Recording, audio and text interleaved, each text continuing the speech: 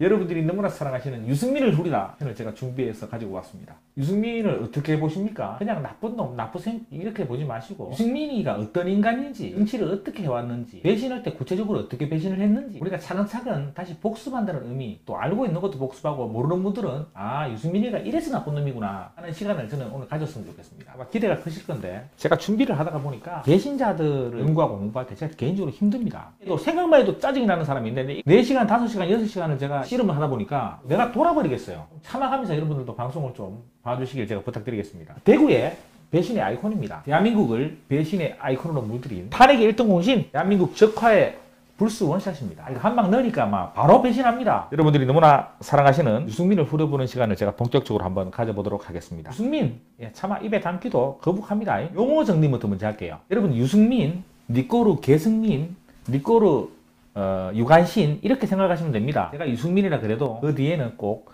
유관신, 계승민 이렇게 따라갈 겁니다. 여러분들 유승민이라 그랬다 해서 너무 화내지 마세요. 일단은요, 우리가 큰 틀에서 한번 보죠. 유승민하고 탄핵 부역자들, 요즘 한참 유행하는 탄핵 실적, 유승민, 김무성이, 김성태, 장재훈이, 나경원이, 하태경이, 권성동이 이런 자들을 보고 우리가 탄핵 실적, 팔적 이야기를 합니다. 왜 이 탄핵 부역자들, 탄핵 실적, 팔적 얘들이 왜 박근혜 대통령을 무리하게 거짓 선동으로 탄핵을 시켰을까요? 저는 개인적으로 박근혜 대통령 능력, 박근혜 대통령님은 누구라도 마음만 먹으면 국회의원 몇십 명쯤은 붙였다, 떨어뜨렸다 할 수 있는 일명 선거의 여왕이었습니다. 박근혜 대통령님의 그 말 한마디, 선거유세 몇 번에 몇천만 표가 왔다 갔다 하고 당락이 좌지우지됩니다. 근 20년 동안 지금 자유한국당 10선비들은 선거 때만 되면 박근혜 대통령님의 행보와 입만 쳐다보고 있었어요. 근데 아이러니하게도 그 선거의 왕 박근혜 대통령님의 수혜를 최고 많이 본 인간들이 누구냐? 탄핵 부역자들입니다. 근 한 20년 이상. 선거 때만 되면 엎조리는 거죠.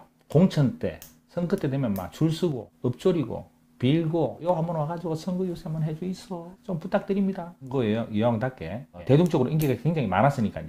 수혜를 받은 인간들이 탄핵 부역자들이에요. 박근혜 대통령님이 당선이 되고, 퇴임할 때쯤 이제 1년 이상 좀 남겨놓으니까, 박근혜 대통령 퇴임 이유를 생각 안 할 수가 없었어요. 이 탄핵 부역자들 입장에서는. 박근혜 대통령이 30년을 더 살지 40년을 더 살지 아무도 모릅니다. 얘들 입장에서 보면. 이제는 얘들도 지쳤다 이거죠. 아, 이거 앞으로 20년, 30년, 40년을 또 박근혜라는 여자한테 끌려다녀야 되나. 그래서 선정, 선동, 어용 언론을 이용해서 저는 탄핵시켰다고 봅니다. 아, 더 이상 저 여자한테 끌려다니기 싫다. 우리 합리적으로 의심할 수 있습니다. 우리 탄핵 전국 때 보세요. 자유한국당 소속 애들이 박근혜 대통령 탄핵에 최고 앞장을 섰습니다.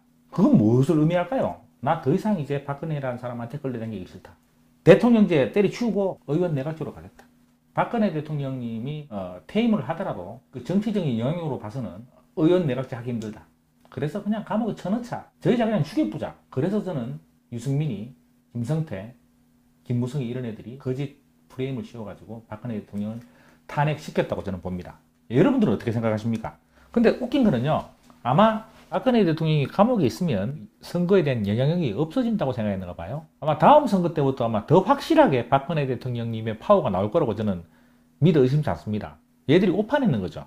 얘들이 그냥 눈에 안 보이면 되는 줄 알아. 이 빙신 같은 것들이. 유승민, 김성태, 김무성이가 더 이상 박근혜라는 여자한테 그늘에서 벗어나고 싶다. 더 이상 엎조르기 싫다. 더 이상 빌리기 싫다. 이래서 저는 탄핵시켰다고 저는 생각을 합니다. 여러분들은 어떻게 생각하시는가 모르겠습니다. 근데 웃긴 거는 그렇게 탄핵시켰으면 김무성이가 대통령이 되든 유승민이가 대통령이 되든 이렇게 해가지고 자기들이 그 열매를 따먹어야 되는데 문재양이한테 눈 뜨고 코베 있습니다. 이 빙신들이. 병신도 이런 병신들이 없습니다. 결국은 어떻게 됐습니까? 대한민국 경제가 망하고 적화통일 지금 완전 일본 직전에 서 있고 요 책임은요 문재양이보다 이 탄핵 부역자들 김무성이, 김성태, 유승민이 이런 것들한테 더 책임이 있습니다. 더 큽니다. 유승민이는 대한민국 현대사의 길이 아마 남을 배신의 아이콘으로 지금 등재되어 있습니다. 유승민이 본인 자체는 그것을 인정하든 안 하든 상관없어요. 유승민 니꼬르 배신자라는 지금 프레임이 완전히 씌워져 있습니다. 유승민을 아는 사람들은 대부분 아마 유승민은 구석에 배신자 아이가 국민들 인식 속에 자리 잡고 있습니다. 아마 이것은 벗어나기 좀 힘들 겁니다. 이제부터 이제 유승민이가 박근혜 대통령님의 자행했던 악행들을 하나씩 한번 짚어 나가 보도록 하죠. 유승민이 이거는 그 방송에 나와서 이런 말을 해요. 여러분도 아마 들으셨을 겁니다. 정제 정책은 진보, 안보는 보수. 여러분들 들으셨죠? 세상에 이런 개 같은 말이 어디 있습니까? 경제정책은 진보, 안보는 보수. 아니 그러면 머리는 남자하고 아랫도리는 여자라는 소리예요. 파리수입니까? 트랜스젠더입니까? 그게 뭐 실천할 수 있는 일입니까?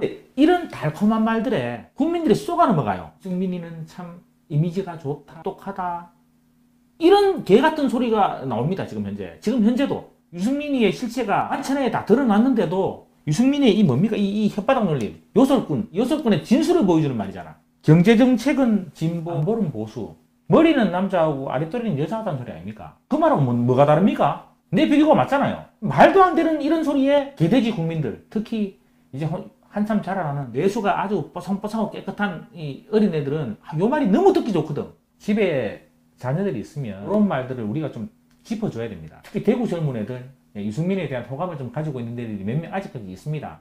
그런 애들한테 우리가 설명을 좀 해줘야 돼요. 사람으로 비교해봐라. 어떻게 머리는 남자고 아랫도리는 여자냐? 정상적이지 않지 않느냐 그거. 여러분들이 비유적으로 설명을 좀 해주십시오. 그러면 젊은 애들 빨리 좀 알아들을 겁니다. 본격적으로 유승민이 양력을 한번 간단하게 한번 살펴보겠습니다. 이름 유승민, 별명 유관신, 계승민, 뭐 유배신 등등 뭐 수많은 별명들을 가지고 있습니다. 출생은 1958년 60살이라 그럽니다. 출생지는 대구광역시 본가는 강릉유씨라고 그러네요. 키는 173에 몸무게가 68kg. 근데 173 안 돼 보이던데 170 될 것만한데. 뭐 혈액형은 A형이라 그러고요. 현재 거주지는 대구광역시 동구 용계동.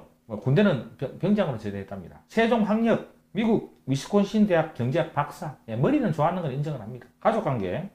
즉 아버지가 그 유명한 유수호입니다. 유수호. 민자당에서 국회의원 2번 해먹었죠. 굉장히 유명한 사람입니다. 부인은 오선혜. 얘는 일남1녀. 그 중에서 딸이 그 유명한 유담입니다. 유담. 종교는 불교랍니다. 지금 현재 지역구는 대구 동구 을. 국회의원은 4번 해먹었어요. 17대, 18대, 19대, 20대. 뭐 양력은 요 정도만 간단하게 후려보도록 하겠습니다. 이제부터 본격적으로 유승민을 한번 후려보죠. 일반 국민들, 쉽게 말해서 개돼지들, 유승민을 똑똑하다, 천재다, 그렇게 이야기를 또 하는 사람이 있습니다. 뭐 KDI 수석연구원. KDI 수석연구원 시절에 대통령 빌 클린턴하고 비밀회의가 있었는데 거기 참석을 했어요. 아무튼 아주 엘리트 코스를 밟았습니다. 뭐 어떻게 보면 천재입니다, 천재. 천재라 봐도 무방하죠. 자기 뜻을 관철시키기 위해서 지독하게 몰두했습니다. 젊은 시절부터. 경제 분야의 전문가로서 자리매김을 하고 있을 때였습니다. 이탁한 시선으로 보면요. 젊은 시절부터 똑똑한 머리 하나 믿고 나댔죠. 지 똑똑한 거 하나 믿고 나댔습니다. 쉽게 말해서 자기 머리 하나 믿고 똑똑하니까 모든 게 자기 세상 밑에 있는 거예요. 모든 게 자기 뜻대로 돌아간다, 세상은. 왜냐? 내가 똑똑하기 때문에 내가 생각하는 게 맞다. 이거는 정치하면서도 이런 기질이 계속 나옵니다. 저는 개인적으로 유승민이는 사회 부정자라고 봐요. 저는 이렇게 결론을 내리고 싶어요. 똑똑한 사람들은 일반인들하고 못 어울린다. 왜냐? 수준 차이가 나거든. 대화가 안 돼. 지가 똑똑한 지가 일반 사람들하고 맞추고 그 속으로 들어가려고 노력해야 되는데 유승민이 같은 부류는 너희들이 나를 따라와라. 왜 내가 너 밑으로 들어가서 너하고 수준을 맞추노? 이렇게 젊으실 때부터 생각하고 아마 사회생활에 임했던 것 같아요. 유승민이를 후리기 위해서 여러 자료를 찾아보면서 연구했지만 유승민이는 똑똑한 거 그 이상 그 이하도 없습니다. 자기 마음대로 세상이 돌아가지 않으면 세상을 원망하고 조직을 배신하고 그리고 사람을 배신하고 그저 머리 좋은 배신자라는 결론을 지을 수가 없었습니다. 자, 그럼 이제부터 유승민이의 정치 입문과 정치 활동을 몇 가지 한번 짚어보겠습니다. 유승민이가 어떻게 정치에 입문하게 됐느냐? 2000년 2월에 이회창 당시 한나라당 총재 영입으로 한나라당의 싱크탱크인 여의도 연구소 소장으로 정치에 입문을 하게 됩니다. 그래서 2004년에 한나라당 비례대표로 초선 국회의원이 되죠. 손 안 대고 코 풀었죠.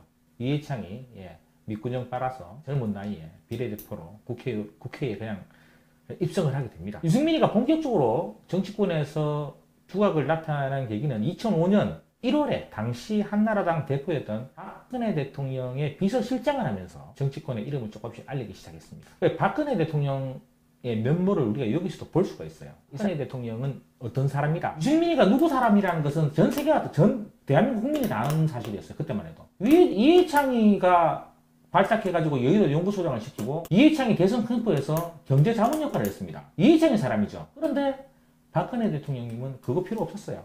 아, 저 사람 똑똑한 사람, 성실한 사람 데리고 한번 써보고 싶다. 누구 파가 뭐가 중요하노? 아직 나이 어리고 똑똑하고 성실한데. 그래서 박근혜 대통령이 몇 번 부탁을 했다고 해요. 내 그 비서실장 좀 맡아보라고. 그래서 결국은 비서실장으로 발탁을 합니다. 그러면서 이제 유승민이가 본격적으로 정치권에 완전히 이제 그 이름을 알리기 시작했죠. 박근혜 대통령님하고 어떻게 인연이 맺어지겠는지 이것도 우리가 다시 한번 자세하게 한번 알아봅시다. 방금 말씀드린 바와 같이 2005년 1월에 당대표 비서실장으로 인연을 맺게 됩니다. 그리고 대선 후보 경선 캠프 경제자문 역할로도 인연을 맺게 되죠. 유승민은요, 박근혜 대통령과의 인연을 이용해가지고 18대, 19대 국회의원 2번을 더 해먹었다고 저는 생각이 듭니다. 20대까지.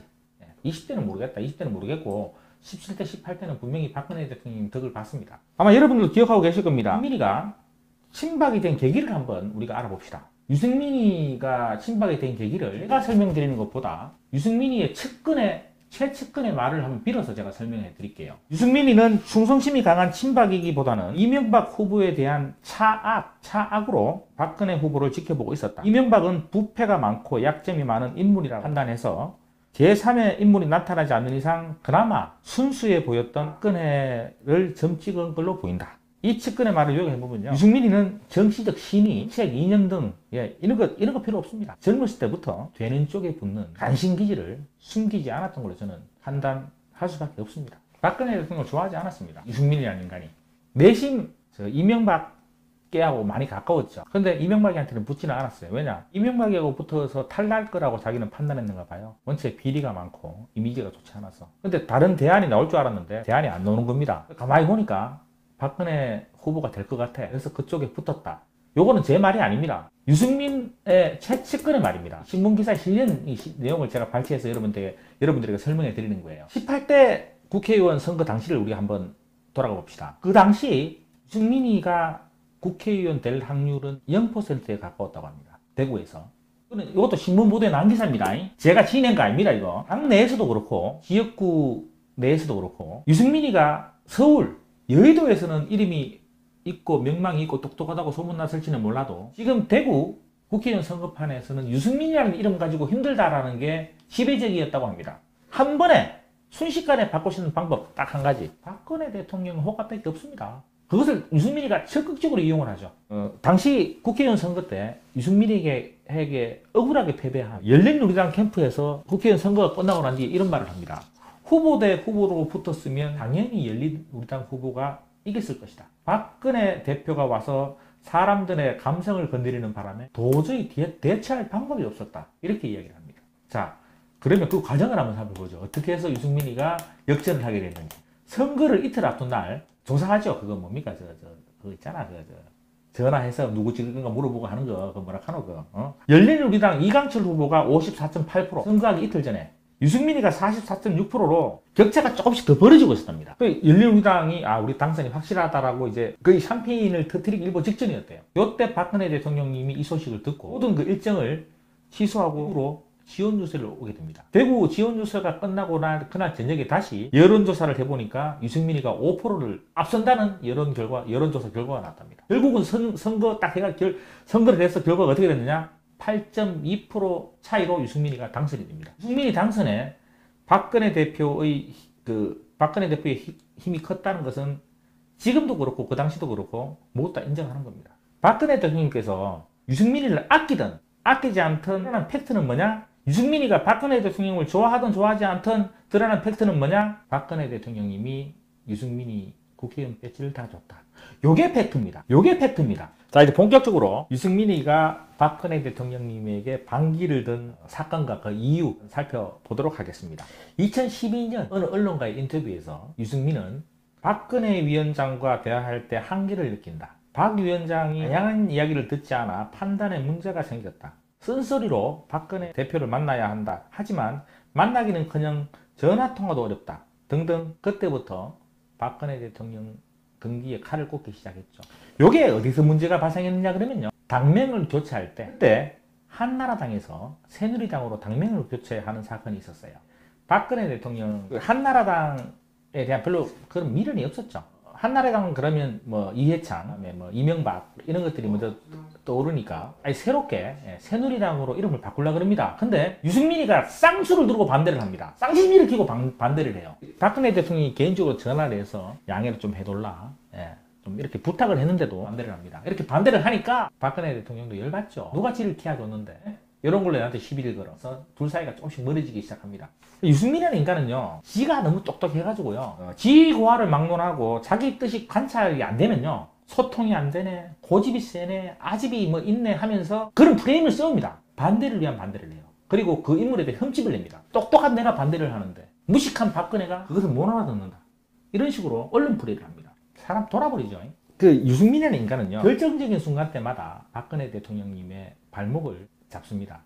여러 가지 사건이 있는데 하나하나 다시 한번 살펴보겠습니다. 첫 번째는 박근혜 대통령은 정세 없는 복지라는 정책을 앞세워서 나름 괜찮은 평가를 받고 있었습니다. 정세 없는 복지. 세금 많이 안 거두고 복지를 여러 사람한테 실천하겠다. 근데 유승민은 이 정책을 공개적으로 비난하고 청와대하고 여러 번의 충돌을 일으킵니다. 그 대표적인 사건이 2015년 4월에 있었던 원내대표 교섭단체 연설에서 정세 없는 복지는 허구다. 국회에서 연설을 합니다. 그래서 한간에는 이제 친박도 아니고 비박도 아니고 쪽박이 됐다. 이 사건을 위해서 원내 그 대표직 사퇴까지 해요. 유승민이가 한 가지 모르고 있는 게요. 난 유승민이는 경제학 박사입니다. 근데 유승민이가 모르고 있는 것은 박근혜 대통령에 대해서 너무 몰라요. 그냥 박근혜는 그냥 싫은 사람, 저 보기 싫은 사람, 요렇게만 판단하고 있을 뿐이지 박근혜 대통령 속마음은 전혀 헤아리지 못하는 사람이 유승민이라. 저는 이번 사건을 통해서 이 정세 없는 복지 사건에 대해서 제가 확실하게 알게 됐어요. 왜냐? 박근혜 대통령님의 정세 없는 복지라는 게 뭐냐? 쓸데없이 나가는 탈세. 그 세금 내기 싫어가지고 돈 많이 버는 그 자영업자들 이런 거 탈세 막고, 세금 함부로 쓰는 거 그거 막고, 기업을 형하게 해가지고 많이 벌게 해가지고 그것을 세수로 받겠다 이거예요. 나라에서 나가는 세금은 줄이고 세수는 들어오는 세금을 많이 받겠다 이거예요.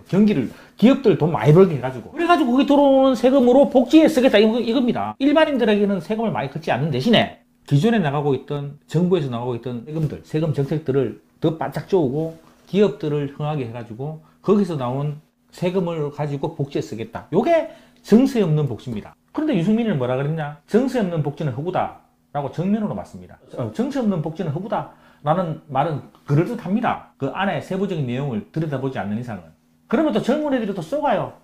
유승민이 똑똑하다. 대통령한테 바른 말 한다. 저런 바른 말 하는 의원이 필요하다 하면서 또 개돼지들은 또 선동이 됩니다. 이때 결정적으로 두 사람의 사이가 완전히 멀어지게 됩니다. 자, 두 번째 사건 또 있습니다. 그 유명한 국회법 개정안 사건입니다. 여기서 이제 국회법 개정안 사건의 핵심은 뭐냐 그러면 박근혜 대통령 입장에서는 상권 분립의 훼손입니다. 유승민이는 어떤 식으로 국회법을 개정하려고 그랬느냐? 대통령의 역할은 줄이고 국회의 권한을 더 늘리겠다는 개정안이었어요. 대통령제 국가에서 대통령의 권한을 축소하겠다는데 어떤 대통령이 그거를 좋아라 쌍수를 들고 환영을 하겠습니까? 쉽게 말해서 이거예요. 횡단보도에 선 끊는데 국회 협력 없이는 선도 못 걷게 하겠다 이겁니다. 국회에서 무슨 법안을 만들었는데 대통령 니는 이 법안을 가지고 니 마음대로 이거를 뭐 좋니 나쁘니 할 수 없다. 이게 국회법 개정안의 요지입니다. 어느 대통령이 이 국회법을 받아들이겠습니까? 이 개정안을. 당연히 박근혜 대통령은 반대할 수밖에요. 정상적인 생각을 하는 사람이면 반대를 하죠. 민주주의적 생각을 하는 사람이면 반대를 하죠. 대한민국 헌법을 지키는 사람이라면 무조건 이 헌법 개정안은 헌법이 아니고 국회법 개정안은 무조건 반대를 하게 되어 있습니다. 근데 유승민이는 반대할 줄 알면서 국회법 개정안을 통과시켜서 청와대로 보냅니다. 왜? 박근혜 대통령한테 흠집내기 위해서. 소통이 안 되고 고집이 세고 아집만 부리는 그런 늙은 여자 대통령이라는 프레임을 씌우기 위해서. 머리 좋죠? 머리를 기막히게 씁니다. 요런 데는 머리가 비상하게 돌아가요, 유승민이가. 국회법 개정안은 박근혜 대통령님이 반대해서 폐기는 됐지만 소통, 불통, 고집, 아집이라는 프레임에서는 벗어나기 힘들었습니다. 유승민이가 진 게 아닙니다. 이번 사건은 유승민이가 이긴 싸움이었어요. 유승민이 뜻대로 됐으니까. 박근혜 대통령은 유승민에 대해서 이때 이렇게 이야기를 합니다. 정치는 국민들의 민의를 대신하는 것이고 국민들의 대변자다. 자기의 정치 철학과 정치적 논리를 이용해서는 안 된다. 명언을 남깁니다. 유승민에 대해서 시적탄을 날리죠. 박근혜 대통령님이 유승민이를 싫어하는 이유는 크게 여기서 찾아볼 수 있습니다. 자기 정치를 계속 했어요. 그러니까 박근혜 대통령 아예 안 맞죠. 박근혜 대통령은 나라를 위해서 어떻게 하면 국민이 잘 살까를 생각하시는 분인데, 유승민이는 내가 천재고 내가 만든 법으로 대한민국이 움직여야 돼, 자기 정치를 했다는 거예요. 그래서 박근혜 대통령이 유승민이를 싫어했던 겁니다. 아니, 입장을 바꿔놓고 생각해 봅시다. 얼마나 좋습니까? 같은 TK고 똑똑하고 머리 좋고 박근혜 대통령님이 굉장히 좋아할 수 있는 그런 스타일이었어요. 근데 알고 보니까 호랑이 새끼를 키웠죠. 저는 유승민에 대해서 빨간 띠만 안 들었지 빨개라고 생각합니다. 지금 문재인이 보십시오. 그리고 적화대회를 보세요. 자기의 정치적 이상의 이런 실로 대한민국을 이용하고 있습니다. 대한민국 국민들을 이용하고 있어요. 유승민하고 뭐가 다릅니까? 유승민하고 다른 게 하나도 없어요. 정치라는 게 국민을 위해서 하는 건데, 자기의 정치적 실현을 위해서. 문재인이도 그렇게 하고 임종석이도 그렇게 하고 조국이도 그렇게 하잖아. 유승민이도 그렇게 하고 있어요. 국민을 위한 게 아니고 자기 정치 이념 실현하기 위해서 정치를 하는 거예요, 이것들은. 그러니까 박근혜 대통령하고는 아예 안 맞죠. 한나라당, 그때 당시 한나라당 당연 당규에 이렇게 써 있었어요.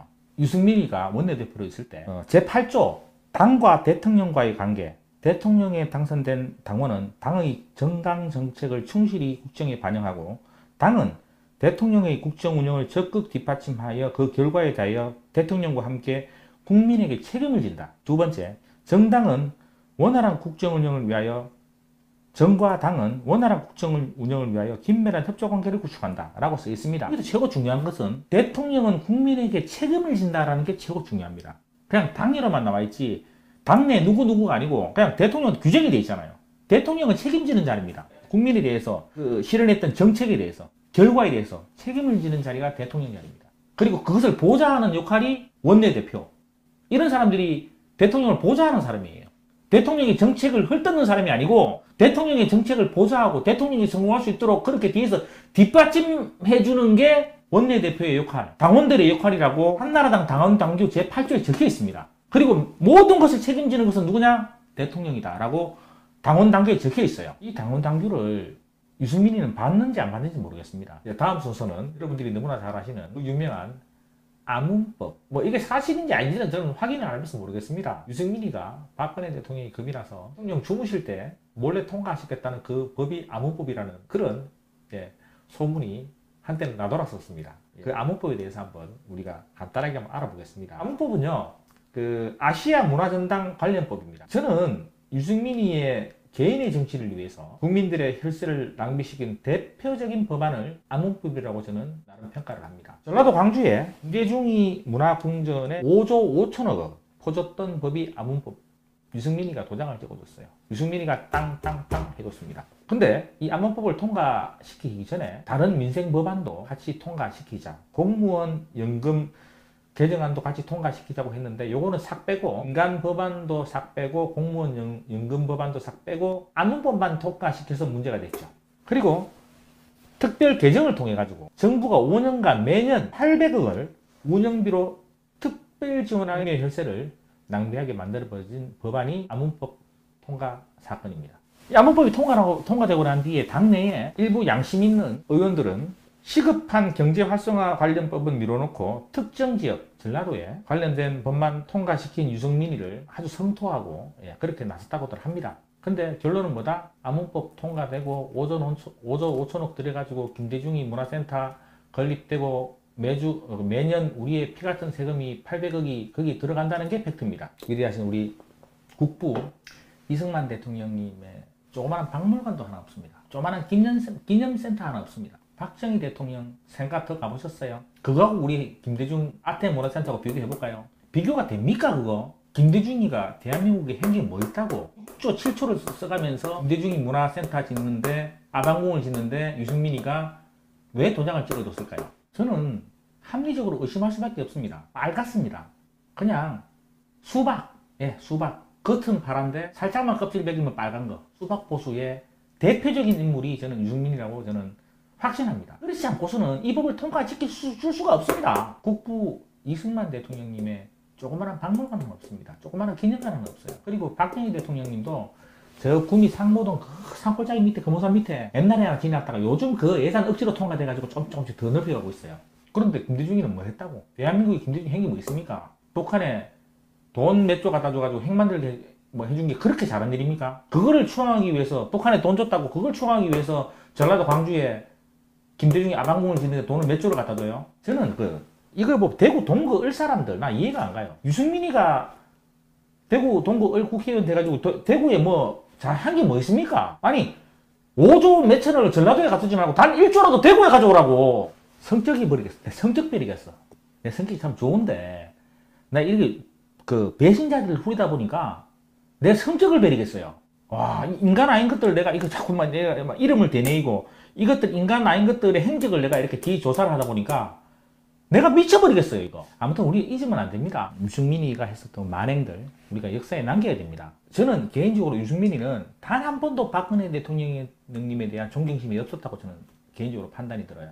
그냥 선거의 여왕이니까 저 여자 따라다니면 국회의원 몇 번 해먹겠다. 그러면서 내가 내 포지션 높여가지고 당내에서 역할하면서 내가 대통령 돼보겠다. 예. 이런 거 가지고 이 사람이 박근혜 대통령 옆에 붙어 있었던 것 같아요. 그렇지 않고서는 박근혜 대통령이 했던 족족마다 이렇게 족쇄를 채우고 뒤에서 태클을 걸고 등에 칼을 꽂고 예. 그렇지 않고서는 그렇게 못해요. 속으로 이런 거죠. 아이고 무식한 여자야. 난 서울대학도 법대 나오고 위스콘신 대학에서 경제학 박사를 받았어. KDI에서 내가 젊었을 때부터 내가 을라 때부터 수석연구원 했어. 박근혜 네가 뭐 알아? 내심 깔봤어요. 그러니까 박근혜 대통령이 뭐 했던 정책마다 태클을 거는 겁니다. 왜? 박근혜 대통령이 그렇게 호락호락한 사람이 아니거든. 박근혜 대통령이 공과 사가 분명한 사람입니다. 유승민이를 비서실장으로 발탁했을 그 사건 하나만 봐도 얼마나 공과 사가 분명한지를 우리가 알 수가 있습니다. 유승민이는 누구 사람이다? 이회창 사람이에요. 그때 이회창하고 박근혜 대통령의 관계는 정말 견원지간이었어요. 거의 원수 비슷했습니다. 누가 봐도 이회창 사람이라는 것을 아는 유승민이를 박근혜 대통령이 삼고초를 내가면서 발탁을 했다? 박근혜 대통령은 사심이 없는 사람입니다. 능력 있고 깨끗하고 일 잘하고 똑똑하면 뽑았습니다. 근데 유승민이는 안 그렇죠. 그리고 일반 개돼지든 개돼지 국회의원들 개돼지 정치하는 것들은 안 그렇죠. 꼬로마이 보다가 저놈 나중에 될까 안 될까 그거부터 판단합니다. 유승민이도 그거를 판단했어요. 이명박이한테 붙을까 박근혜 후보한테 붙을까. 판단 딱 주판 튕기 보니까 박근혜가 되겠거든. 그러니까 박근혜 대통령 옆에 붙었는 거예요. 붙어서 두 번 더 해먹잖아. 18대 19대. 자, 그러면 이제부터 탄핵의 1등 공신 유승민이가 탄핵 당시 어떤 발언들을 했는지 되짚어 보겠습니다. 힘듭니다. 이런 거 되짚을 때마다 내가 해놓고 내가 막 혈압이 터져. 듣는 여러분들도 힘드실 겁니다. 2017년 3월 1일 헌재에서 탄핵 인용 발표가 나기 며칠 전이죠. 유승민이가 이런 발언을 합니다. 탄핵 인용을 나는 99.9% 확신한다. 김무성 형님은 100% 확신하더라. 다시 한번 읽어드릴까? 2017년 3월 1일 유승민이가 이렇게 얘기합니다. 나는 박근혜 탄핵 인용을 99.9% 확신하고 김무성 형님은 100% 확신하더라. 이렇게 얘기합니다. 또 김무성 형님을 당대표로 모시고 원내대표를 할 때 대통령 얼굴 한번 제대로 못 보고 대화 한번 하고 싶어도 안 되더니 나중에 보니까 최순실하고 그렇게 통화하다고 자주 했다는 것을 보면서 정말 마음이 아팠고 실망을 했다. 유승민이는 전형적인 개돼지입니다.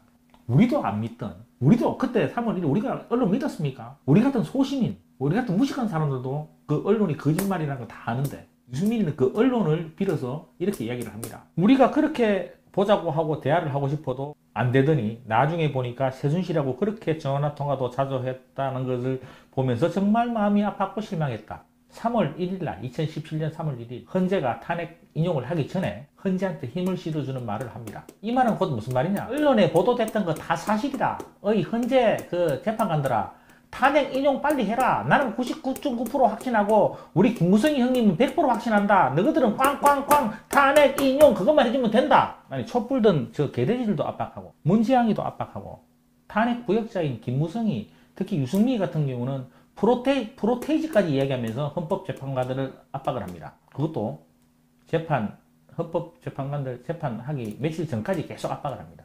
그것도 신문 자료, 신문에 보도된 모든 것을 그대로 믿고 거짓 언론들이 최순실하고 박근혜 대통령은 뭐가 있다 하는 모든 걸 그대로 믿고 탄핵이 돼야 된다고 국민들을 헌법재판관들 압박을 합니다. 자, 그 전으로 돌아가서 2016년 11월 30일 날 대통령의 사과 담화가 있었습니다. 그 이후에 유승민이는 이렇게 얘기합니다. 대통령 담화는 국회의 모든 공을 넘기고 본인의 퇴진 일정을 밝히지 않아 국민들은 진정성을 느끼지 못하고 있다. 그래서 결국은 탄핵이 답이다. 11월 30일이면요. 12월 달 초에 국회에서 그 탄핵 투표가 있었는데 그 전이죠.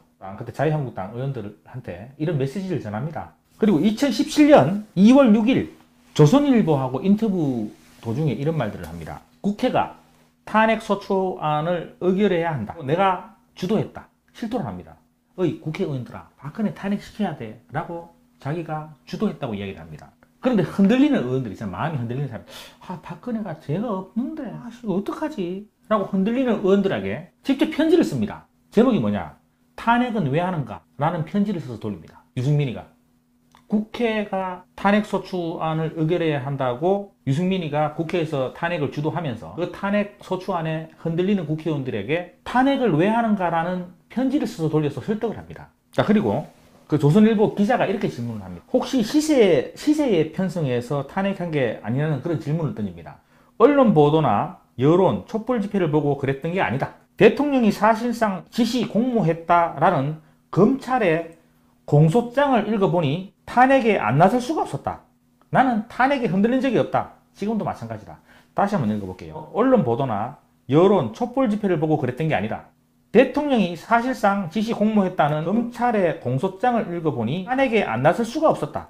나는 탄핵에 흔들린 적이 없다. 지금도 마찬가지다. 2017년 2월 6일 날 조선일보하고 인터뷰에서 이렇게 얘기를 합니다. 근데 여기서 우리가 한 가지 짚고 넘어가야 될 문제가 있습니다. 검찰의 공소장을 읽어보니라는 대목이 나옵니다. 검찰의 공소장은요, 검찰이 주장했던 사실이지 확정되어진 게 아닙니다. 검찰의 공소장은 검찰이 주장했던 내용이지 확정되어진 사실이 아닙니다. 그 확정은 법원에서 내리는 거예요. 재판을 통해서 확정이 되는 겁니다. 근데 검찰의 공소장을 읽어보니 탄핵이 안 났을 수가 없다.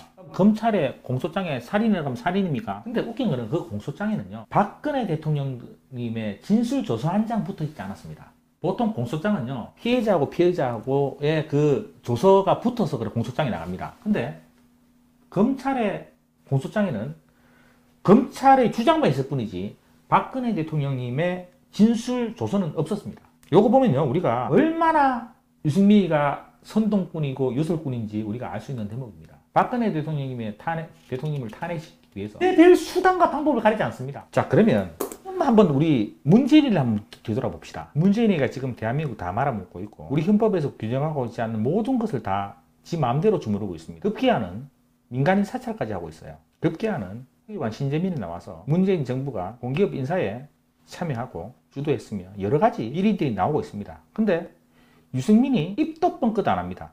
저디도 뻥끗 안 해요. 박근혜 정부 시절 때 이런 사건들이 터졌다. 유승민이 어떻게 했겠습니까? 눈에 불을 켜고 죽이겠다고 덤볐을 거 아닙니까? 그런데 문재인 정부에서, 저 자빠리 정부에서 지금 나라 팔아먹고 있고 경제 개작살하고 있고 인간인 사찰하고 있고 별의 개 같은 짓을 하고 있는데도 유승민이는 뒤에서 열심히 박수만 치고 있지 이런 방법 말 한마디 없습니다. 이거 어떻게 된 겁니까? 우리가 상식적으로 생각해봐도 유승민이를 이해할 수가 없습니다. 그냥 빨갛다라고 뺏게 우리가 이해할 수밖에 없습니다. 자, 2016년 12월 8일 국회 탄핵 표결 하루 전에 유승민이는 이런 말을 합니다. 공소장에 대한 제 판단은 탄핵 사유가 충분하다고 봅니다. 이 탄핵이 불행한 탄핵으로 끝나지 않고 정의로운 공화국의 씨앗이 되기를 진심으로 바란다.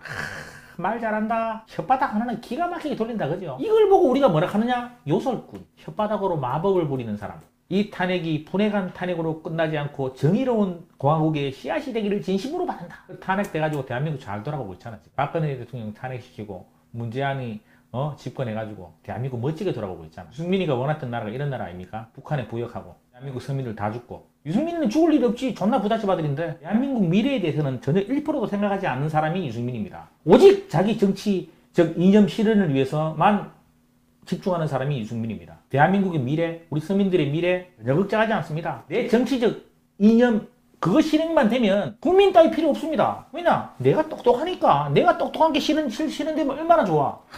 얼추 다 봤습니다. 얼추 다 봤는데 저는요, 유승민에 대해서는 우리가 한번 저뿐만 아니라 아마 저보다 더 똑똑하고 더 논리가 좋으시고 더 많이 아시는 분이 유승민이를 저처럼 후려서 기록에 남길 필요가 있다고 봅니다. 유승민은 제가 보기에는 그저 대통령병에 걸린 사람 같아요. 은혜를 원수로 갚은 배신자, 그 이상 그 이하도 아닙니다. 지금 유승민이가 박근혜 대통령님을 탄핵시킨 게 정말 국가와 민족을 위해서 탄핵시켰다 그러면 지금 유승민이는 거리로 뛰쳐나와야 됩니다. 문재인이가 대한민국을 이렇게 망치고 있는데 유승민이는 그저 관망을 하고 지지하고 있을 뿐입니다. 싸우지 않으면 묵시적으로 동조하는 겁니다. 지금 문재인 정부와 문재인 좌파 정부와 싸우지 않으면 저는 문재인과 묵시적으로 동조하고 있다고 봅니다. 그 대표적 인물이 누구냐? 유승민입니다. 대구는 보수의 고장이라고 일컫습니다. 그리고 의리의 고장이라고 이야기들 하고 있습니다. 늦게나마 대구 시민들이 유승민의 실체를 알아줬으면 좋겠습니다. 아니, 대한민국 국민들이 유승민의 실체에 대해서 알아가 줬으면 좋겠습니다. 제가 유승민이한테 개인적으로 복수하는 방법은 여러분 뭐겠습니까? 아니, 여러분들이 유승민한테 복수하는 유일한 방법이 뭐겠습니까? 아니, 대구 시민들이 유승민한테 유일하게 복수할 수 있는 방법이 뭐겠습니까? 예, 여러분, 유승민한테 복수하는 방법도 한 가지 있습니다. 표 안 주면 됩니다. 정치인들에게는 표로 이야기하면 됩니다. 저는 다음 국회의원 선거 때는 표로 유승민이를 벌벌 떨게 만들 생각입니다. 대구 애국 시민들과 같이, 아니 전국에 있는 우리 애국 전사들과 같이 유승민이가 표 앞에서 무릎 꿇게 만들 겁니다. 분명히 경고합니다. 유승민. 대구를 배신의 고장으로 만든 유승민, 다음 선거 때 봅시다. 내가 의리하게 보이죠? 유승민 씨, 의리하게 보이죠? 네. 다음 선거 때 봅시다. 저는 뭐 이 말 더 이상 그 이하도 없습니다. 네. 표로 이야기하게 만들어 주겠습니다.